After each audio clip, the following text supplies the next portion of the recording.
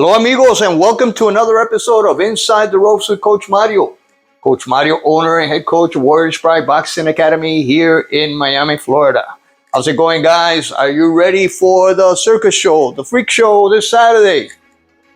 The two clowns fighting each other, the Devin Haney's and the Queen or King Rye of social media, Ryan Garcia. I mean, I think that fight has lost any interest that people had at the beginning when it was first announced. It's become a laughing type of comedy drama show like Triple U used to call it, but in a negative way. I mean, these guys look like fools, like two little schoolgirls trying to attract attention to a fight that actually nobody really cares to watch. Are you going to watch it because you're a boxing fan? Of course you're going to watch it because you're a boxing fan, but we all know what's going to happen. I mean, Ryan Garcia is going to quit again. He quit before. He's going to quit again. And to those guys that have, got their panties up in a bunch when I said Ryan Garcia is a quitter and started insulting me about, me being the quitter and this and that, who have I trained, all this other stuff. And it turns out that, this guy probably lives in his mother's basement, has never stepped inside the ring, doesn't know about coaching fighters or anything like that. So, I avoid trying to get into a debate with people that are ignorant. So, it is my opinion, guys. Remember, it is all my opinion. I believe I have a pretty good, eye for these things. And if you look at my record, if you look at some of the other episodes, I have a pretty good eye for predicting outcomes on fights. There's a lot of fights. I think I have maybe a 90-something% accuracy on my predictions because, am I perfect? No, but I'm pretty close to 100%, and I can tell you, like I said before, with the Rolly Romero and the Pitbull Cruz fight, I said he was going to be stopped by the 8th round. He was stopped exactly in the 8th round. We talk about Rolly Romero. I know he was a joke. He's a mediocre fighter, and it was proven to be so. Any of those guys that fought Subriel Matias, any of those guys who you guys call, club fighters, any of those guys that some Matias haters try to discredit, which doesn't make any sense because all these guys were highly ranked. Matias fought them in title eliminating fights. They have actually knocked out their next opponents after Matias fight, and those guys would have beaten Rolly Romero easily, would have knocked out Rolly Romero. Rolly Romero is a joke. All right, he's a C-level fighter, C minus, maybe D plus. All right, he was giving a gift with that WBA belt, and now, according to some people, Pitbull Cruz the greatest thing since sliced tortilla. All right, because he beat a nobody, a tomato can. Right, in my opinion, Pitbull has to prove himself, and some people are claiming him to be the top dog at 140. I think he's the weakest link at 140, in my opinion. But let's get to what this show is about, this episode is about, and it's about Subriel Matias and the narrative that's been going around by some people. When they talk about Matias, they say, well, he's been hurt before. He's been knocked down several times. All right, we're going to go over that right now. First of all, every fighter gets hurt. Every fighter that steps inside the ring at one point or another is going to get hurt. Guys, this is not checkers. This is not, hopscotch. This is not one of those sports, rhythm aerobics or whatever you call that in the Olympics, You know, these silly damn sports that have no place in the Olympics. Now they want to take out, I think, London, Paris. The next Olympics is the last time the sport of boxing is going to be able to participate in an Olympic.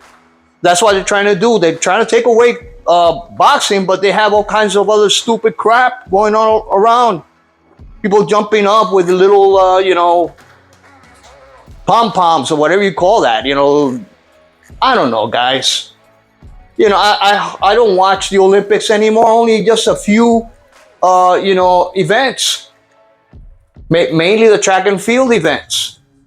And the boxing, wrestling, stuff like that. Maybe weightlifting. But guys, what's going on right now is that people believe, some people, fanatics, some people, casuals, when they say, well, he's been hurt before, he's been knocked down before, shows the level of ignorance of the sport. All right, the greatest legends of the sport have been knocked down. The greatest legends of the sport have been knocked out. The greatest legends of the sport have been hurt. Manuel Piedra Duran was knocked out by Tommy Hearns. Tommy Hearns was knocked out by Marvin Hagler. Sugar Ray Leonard was knocked out by Macho Camacho, and so on and so forth. Guys, learn about the sport before you put your foot in your mouth and say some stupid crap. And listen, I don't mind the casuals being part of this show, but when you start questioning somebody that's been doing this not only for my livelihood, but as a fighter, as a coach, as someone's been watching the sport for a long time, and you yourself have never glazed up gloves or stepped inside a ring or actually know the basics of boxing, because I don't mind if you have never stepped inside the ring. There's a lot of experts out there, knowledgeable boxing fans. They love the sport. They know the history, even if they never fought. I respect those guys. There's a lot of content creators out there that I respect. They are impartial. They do not favor one fight or the other. They're actually stating their opinion because they have watched boxing since they were a young age, and they know what they're talking about. And I don't mind having a debate with these people, not at all, or answering questions with, might seem silly questions, but from a casual fan that would like to know more about boxing, hey, that's what I do, guys. I train for people that come from the street that have never laced up gloves. They don't know the proper boxing stance.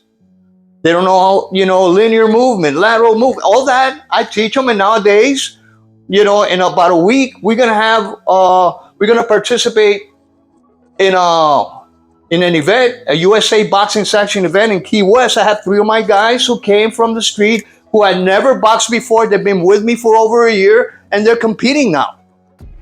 And that is a great achievement. From nothing to achieve that. So I know a little bit about boxing, guys. And when I tell you, when I see a boxer and I see that person's got certain qualities or is missing certain fundamentals, I air my opinion. That's what this channel is all about, sharing that opinion with you guys. And a lot of you guys are knowledgeable. A lot of you subs are are very knowledgeable guys. And by the way, please subscribe to the show. Let's get to 3,000 subs, guys. Let's get up there. I know a lot of you guys are watching this show and not subscribing. Please share it. Subscribe to it. It's free. All right? Hit the bell icon to be reminded when a new show comes around. Hit the like button. But going back again to this narrative about Subriel Matias being hurt and being knocked down, let's go over to something basic. All right, we're gonna touch on something basic, and what we're gonna touch on right now is what is a knockdown. Let's go to the basic, okay? Baby steps. What is a knockdown? A knockdown is defined as when a boxer is knocked to the ring canvas by fair blows, hangs helplessly on the ropes, or the ropes prevent his or her fall, or any other part of the body other than the soles of the feet touches the ring canvas. That's when you're falling down, but you hold with your hands to prevent you from hitting the canvas. That's considered a knockdown. All right, you touch with one of your gloves to the canvas, that's a knockdown. All right, so let's repeat it again. What is a knockdown? For all you guys out there, fanatics. Again, what is a knockdown? Knockdown is defined as when a boxer is knocked to the ring canvas by fair blows, hangs helplessly on the ropes. The word helplessly right there is part of this controversy. Or the ropes prevent his or her fall, or any part of the body other than the soles of the feet touches the ring canvas. All right, guys? Well, I already explained that. To all you newcomers to the sport, to all of those who do not know the basics and the rules of the sport of boxing.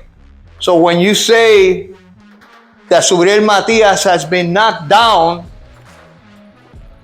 was Robert Byrd right on his decision to call that, which Subriel Matias had been hit with a couple overhands and then a left hook that made him, lose a little bit of balance, but he regained it. He went against the ropes. But did the rope actually prevent him from falling down? In my opinion, and the opinion of so many others, is that it was not.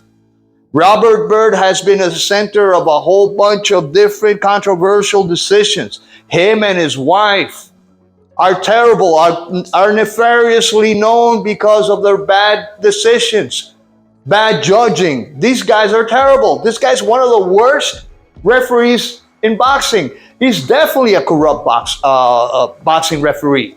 His wife is definitely a corrupt judge. They must be raking a lot of benefits and money in some of these decisions. So let's say this knockdown, which Robert Byrd called a knockdown, what would have happened if it wasn't a knockdown? If Robert Byrd does not do one of his screw ups and calls this a knockdown, what would have happened? And we're gonna see the scores for this first fight between Petros Anayan and Subriel Matias. By the way, Petros Anayan has knocked out his next two opponents. For all those guys that say he's a club fighter, I'm pretty sure Petros Anayan would give Pitbull Cruz, any of these other guys, a run for their money. Some of these guys that Matias has fought, that you guys do not want to give him credit for, were top-ranked fighters. Max Dadashev against Subriel Matias has been fighting all these Russians that nobody wants to fight, Eastern Europeans. All right, guys, these guys are tough guys. Subriel Matias had to fight 2 title eliminators. You're gonna think they're gonna have a title eliminator with a club fighter? So again, the scores were the following: Lisa Jampa 94-95 for Petros Anayan, Patricia Morse Jarman 93-96 for Petros Anayan, and Don Trela 94-95. Guys, if Robert Byrd would have not decided to call this a knockdown, Subriel Matias would have won by 1 point. Worst case scenario, a draw. All right? But he lost that fight in the card, so there's no excuse. My point is that every fighter gets hurt inside the ring, and just because you get hurt or you're knocked down doesn't mean that's the end of your career. That is so ridiculous that just that comment is so ridiculous and some of these guys had the goal to say he's got a weak chin.